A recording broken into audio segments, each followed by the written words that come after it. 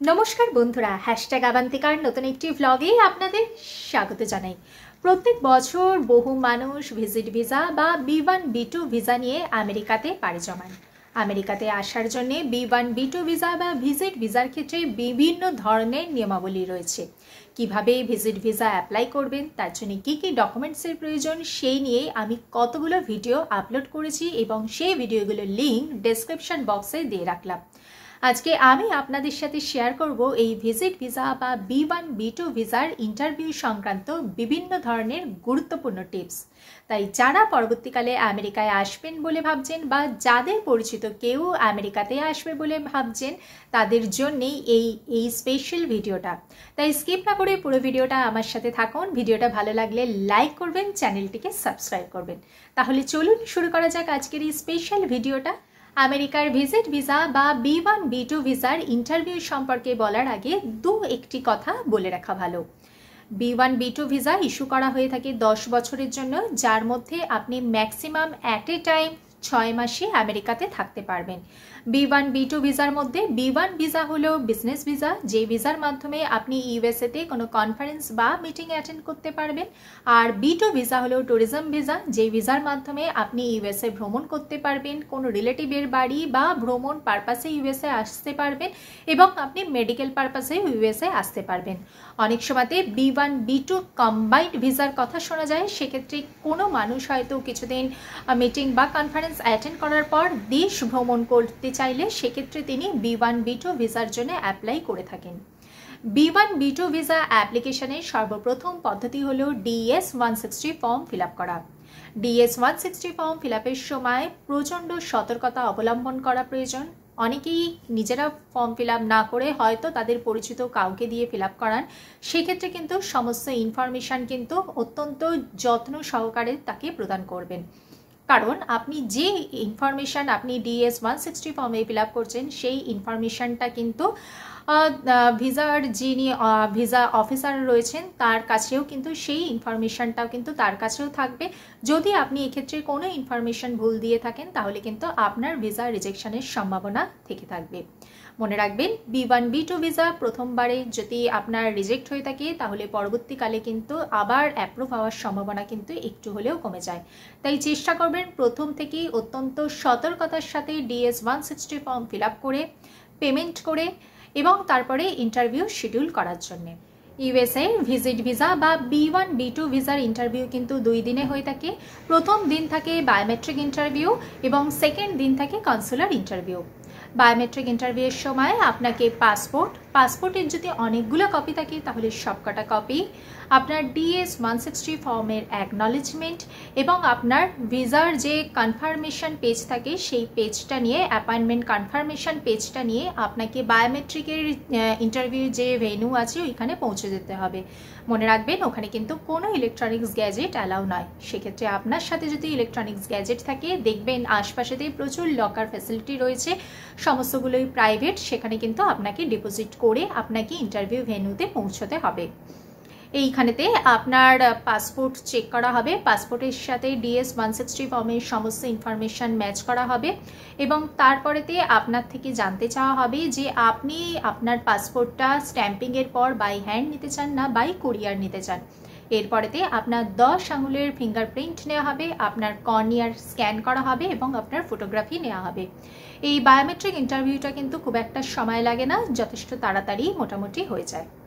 Biometric ইন্টারভিউয়ের পরের দিন, মানে পরেতে আপনার যে দিনটা ইন্টারভিউ শিডিউল থাকবে সেদিনকে থাকবে কনসুলার ইন্টারভিউ। কনসুলার ইন্টারভিউয়ের জন্য আপনি মেন্টালি প্রিপেয়ার হয়ে থাকবেন, কনফিডেন্ট থাকবেন, পোলাইট থাকবেন এবং চেষ্টা করবেন আপনার যিনি ভিসা অফিসার রয়েছে তার সাথে আই কন্ট্যাক্ট মেনটেন করার।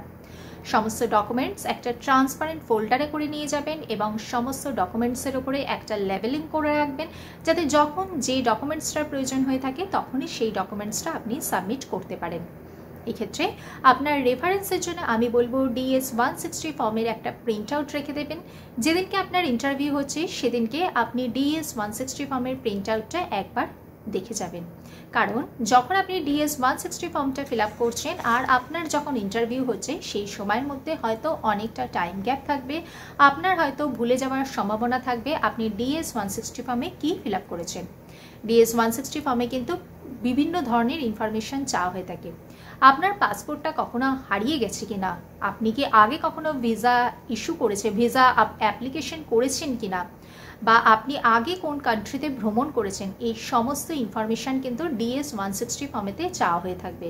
তাই আমি বারবারই বলবো DS-160 ফর্মটা কিন্তু ভীষণই যত্ন সহকারে ফিল আপ করবেন।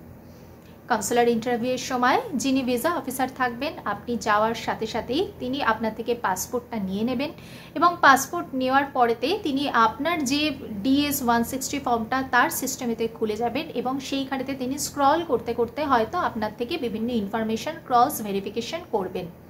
এক্ষেত্রে প্রথমেই হয়তো আপনার কাছে প্রশ্ন আসতে পারে যে আপনি কি কারণে দিয়ে ইউএসএ ভ্রমণ করছেন। তাই আমি বলবো পারপাস অফ ভিজিটের একটা আনসার আপনি মেন্টালি প্রিপেয়ার হয়ে যাবেন যে কি কারণে আপনি ইউএসএতে আসতে চাইছেন। যদি কেউ বিজনেস পারপাসে আসেন তাহলে তার সাথে অবশ্যই কোনো ডকুমেন্টস ক্যারি করবেন কনফারেন্স বা মিটিংয়ের জন্যে। যদি কেউ কোনো রিলেটিভের বাড়ি বা ভ্রমণ পারপাসে এসে থাকেন তাহলে যদি কোনো আপনার কোনো রেফারেন্স থেকে থাকে রিলেটিভের বাড়ি, তাহলে তার থেকে একটা ইনভিটেশন লেটার কালেক্ট করে নেবেন।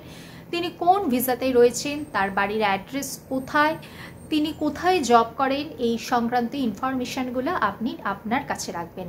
ইনভিটেশন লেটার হলে কিন্তু আপনার ভিসার যে অ্যাপ্লিকেশনটা সেটা আরও স্ট্রং হয়ে থাকে। এটা কিন্তু কোনো গ্যারেন্টি নয় যে আপনার ভিসাটা কনফার্ম, এটা আপনার অ্যাপ্লিকেশনটা স্ট্রং হয়ে থাকে। আপনার থেকে ভিসা অফিসার হয়তো বিভিন্ন ধরনের প্রশ্নের মাধ্যমে জানতে চাইবেন যে আপনি আমেরিকাতে গিয়ে থেকে যাবেন না আপনি আবার আপনার কান্ট্রিতে ফিরে আসবেন। উনি হয়তো আপনার থেকে আপনার ফিনান্সিয়াল ডকুমেন্টসের বিভিন্ন ধরনের প্রশ্ন জানতে পারেন। অনেক সময়তে এই ডকুমেন্টসগুলো হয়তো হাতে নিয়ে দেখেন না, বাট আপনার প্রিপারেশনের জন্যে আমি সাজেস্ট করবো যে সমস্ত ডকুমেন্টস ক্যারি করার জন্যে। আপনি যদি জব করে থাকেন, জবের অ্যাপয়েন্টমেন্ট লেটার, লাস্ট 3 মান্থসের স্যালারি স্লিপস, লাস্ট 6 মান্থসের ব্যাঙ্ক স্টেটমেন্টটা অবশ্যই যিনি ব্যাঙ্ক অথরিটি রয়েছেন ওনাকে দিয়ে অ্যাটেস্টেড করিয়ে নিয়ে যাবেন। তার সাথে আপনার এফডি মিউচুয়াল ফান্ডের সমস্ত ডকুমেন্টস, আপনার যদি প্রপার্টি থেকে থাকে তাহলে তার ডকুমেন্টস এবং সমস্ত ধরনের ফিনান্সিয়াল ডকুমেন্টস, আপনার লাস্ট 3 ইয়ার্সের ITR সমস্ত কিছু নিয়ে যাবেন। যদি বিজনেস করে থাকেন তাহলে আপনার সমস্ত ফিক্সড অ্যাসেটের পরিমাণ, তার সাথে আপনার লাস্ট 6 মান্থসের ব্যাঙ্ক স্টেটমেন্ট, আপনার লাস্ট 3 ইয়ার্সের ITR।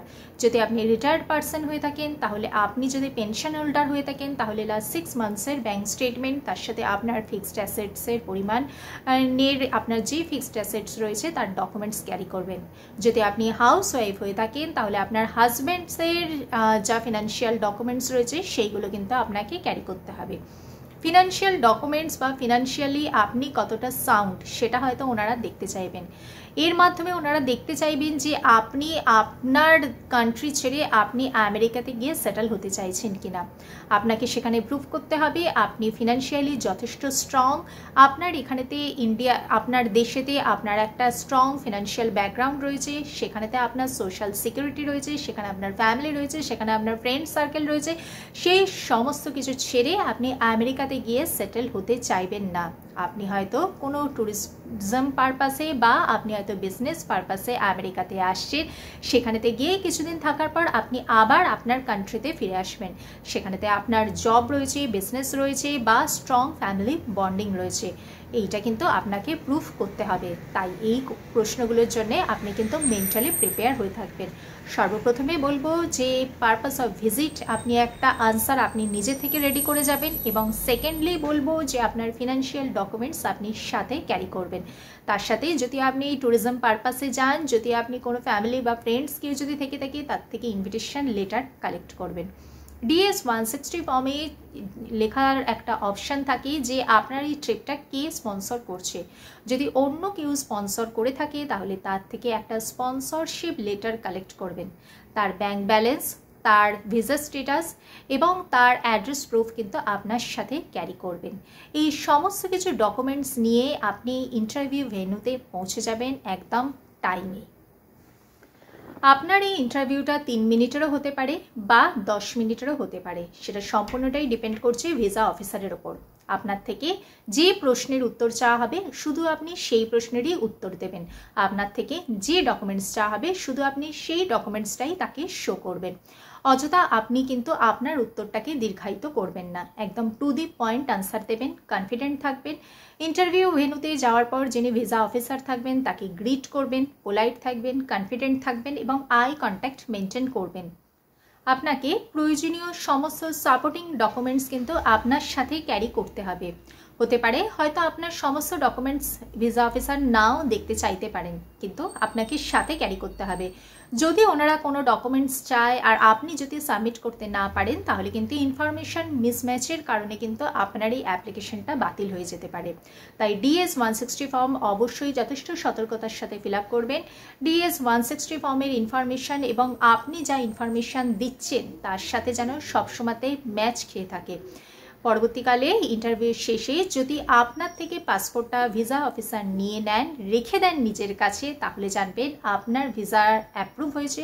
আর যদি আপনাকে আপনার পাসপোর্টটা ফেরত দিয়ে থাকে, তাহলে জানবেন যে আপনাকে পরবর্তীকালে আরও বেশি প্রিপারেশন নিয়ে ওয়েল প্রিপেয়ার্ড হয়ে ভিসার জন্য অ্যাপ্লাই করতে হবে। আপনার ভিসাটা এইবারের মতো রিজেক্ট হয়েছে, চেষ্টা করবেন B1 B2 ভিসার ক্ষেত্রে প্রথমবারই ভিসাটা অ্যাপ্রুভ হওয়ার জন্য, কারণ একবার যদি রিজেক্ট হয়ে থাকে তাহলে পরবর্তীকালে কিন্তু আবার অ্যাপ্রুভ হওয়ার সম্ভাবনা কিন্তু একটু হলেও কমে যায়। ভিডিওটা দেখে ভালো লাগলে লাইক করবেন, চ্যানেলটিকে সাবস্ক্রাইব করবেন। দেখা হচ্ছে পরবর্তী ভিডিওতে। ভালো থাকবেন, সুস্থ থাকবেন, নমস্কার।